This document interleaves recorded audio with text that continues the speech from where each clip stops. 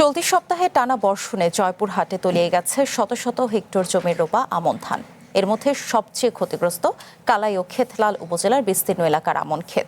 দুর্বল ড্রেনেজ ব্যবস্থায় পানিতে ডুবে নষ্ট হচ্ছে সোনালী স্বপ্ন। চরম দুশ্চিন্তা ও লোকসানের শঙ্কায় দিন কাটছে চাষিদের। কৃষি বিভাগ বলছে মাঠ পর্যায়ে পরিদর্শন করে কৃষকদের পরামর্শ দেওয়া হচ্ছে।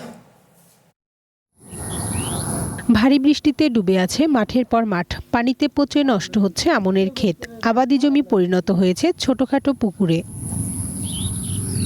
জয়পুরহাটের কালাই ও ক্ষেতলাল উপজেলার বিভিন্ন এলাকায় কৃষকের এখন মাথায় হাত। ভঙ্গুর ড্রেনেজ ব্যবস্থা এবং পানি নিষ্কাশন ব্যবস্থা দুর্বল হওয়ায় কৃষকের এখন স্বপ্নভঙ্গ।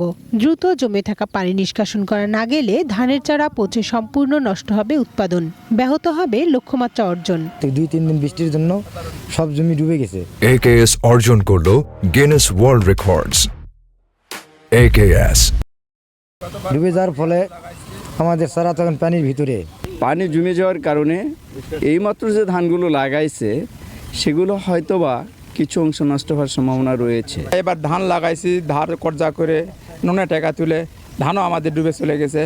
আমরা এখন অসহায়ের মতো ঘুরতেছি।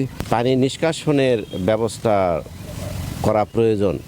খাল খনন কর্মসূচির মাধ্যমে এই পানি নিষ্কাশন করলে কৃষকের এই ক্ষতির হাত থেকে তারা মুক্তি পাবে বলে আমি আশা করি। মাঠ পর্যায়ে পরিদর্শন শেষে কৃষকদের প্রয়োজনীয় পরামর্শ দেয়া হচ্ছে বলে জানান কৃষি বিভাগের কর্মকর্তা। আমরা মাঠ পর্যায়ে উপসহকারী কৃষি কর্মকর্তাগণ কৃষকের কাছে গিয়ে পরামর্শ দিচ্ছেন যে জমিগুলো থেকে যত দ্রুত সম্ভব পানি নিষ্কাশনের ব্যবস্থা করার জন্য।